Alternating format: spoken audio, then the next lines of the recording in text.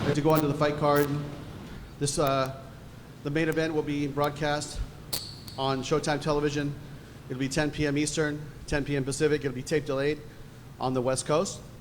We'll also have the undercard on Showtime Extreme, which will be amazing. We have some great fights on the undercard. And that will begin at 8 p.m. Eastern and 8 p.m. Pacific. Doors open at 4 p.m. local time, with our first bout beginning at 5 p.m. At this point, I'd like to go ahead and introduce the fighters. And to my far right, with a record of 15-3 in mixed martial arts, one of the most amazing jiu-jitsu practitioners. I've seen him fight in Japan, got to fight all over the world in Abu Dhabi, one of the greatest grapplers in the history of mixed martial arts, with a record of 15-3 from Rio de Janeiro, Brazil, out of X-Gym, Mr. Jacare Souza.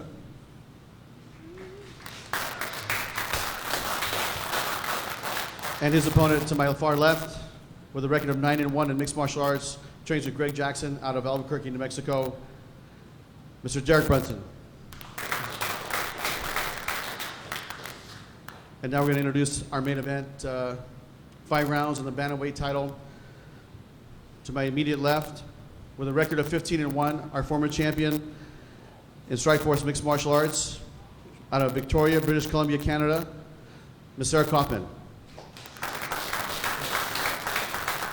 And she'll be fighting out of Venice, California, with a record of 5-0 in mixed martial arts, with an amazing history of fighting in judo, and 2-time Olympian, Miss Rowdy Ronda Rousey.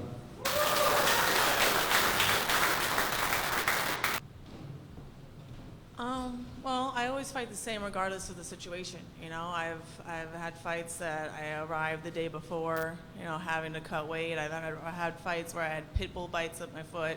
I had fights where, you know, against my best friends and stuff like that. It doesn't matter. I respect Sarah a lot as an opponent, and I trained harder for this fight than any other fight before. And she might not know it, but she should be thanking her lucky stars that, you know, that MMA is properly regulated in California, because I respect her so much that I'm not taking any chances. If I get her in an armbar, I'm going to try and rip it off and throw it at her opponent. I throw it at her corner, and if I get her in a choke, I'm going to hold on to it until she's actually dead. And if I get her in a knockout, I'm not going to walk away from it. I'm going to try and actually pound her face into the ground, and she's depending on the competence of the California Athletic Commission to be able to walk out of that cage alive. And that has nothing to do with whether I like her or respect her. She seems like a nice chick. But every single time I go into fight, I pretend as if it's my little sister's life depending on it. And in that kind of situation, nobody could ever beat me. That's great. It's a fight. And that's what you want to do. You don't want to come in and play patty cake. That's not what we're here for. We're here to show up and do everything we possibly can to win. I mean, hopefully no one dies in the process. But again, it's a fight and anything can happen. So it's great. I mean, it gets people excited. And people want to see two athletes showing up and fighting and not just trying to outscore the other person. They want to see someone decisively finish a fight.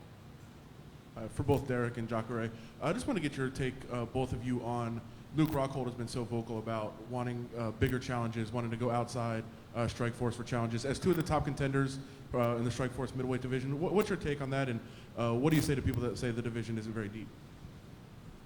I think we have a really good division in middleweight in Strikeforce. I think it's one of the best divisions right now in Strikeforce. We got a lot of tough guys here, so I plan to put a halt on those plans from Luke Rockhold. Falando besteira ele. O Strikeforce está aí para provar que tem vários atletas bons na divisão. A prova disso foi a luta que ele fez comigo, e foi uma luta muito contestada. E ele está devendo essa luta para os fãs. E eu estou esperando ele aqui no Strikeforce.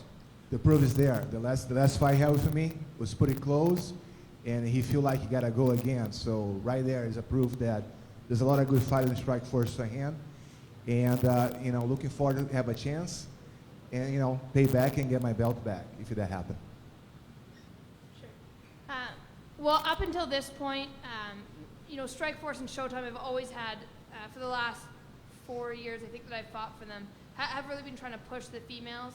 And the partnership with Zuffa has enforced that even more, bringing in, you know, more to the table really in terms of Ronda has clearly made a huge dent in the scene, and her popularity has for sure helped all the women out there. And, Chris Cyborg and Gina Carano, they were a main event for their fight. And then after that, a lot of them were co-main events for the title fights. So the fact that the Mixta Tate and Ronda Rousey fight was able to be promoted and pushed and made the main event has led to, me being able to fight in the main event as well, along with Ronda Rousey. And it's a really positive thing. You see so many fans that are behind the females in the sport and that they're excited for these fights. And again, Showtime and Strikeforce having 3 female fights on this one card is just another kind of stepping stone to help the fan base grow as well as the talent base. I think Sarah put it really well. I think one of the most encouraging changes that I've seen is I see a lot more respect within the sport, a lot of it from the men, and I appreciate that a lot, and that it really is encouraging to know that the guys in the sport aren't just a bunch of like bullheaded hicks that they found in bars.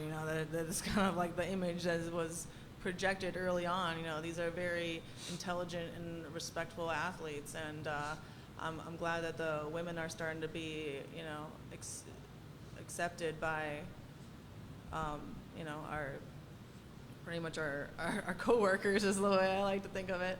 But I just that's the most encouraging part of it, is to see the acceptance from the inside as well as from the fans on the outside.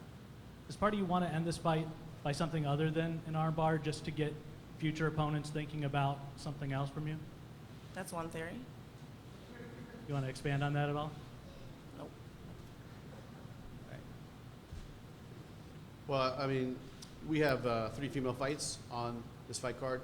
We're going to take a look at it, those undercard fights as they happen or afterwards. But you know what? Ronda's going to have her hands full. Sarah's going to have her hands full. I look forward to seeing a great fight, and we'll take it from there. I train harder than I would for any other fight, because the fight in front of you is the most important fight that's happening at the time. And I feel really confident going to this fight, and I'm confident that Ronda's going to bring it.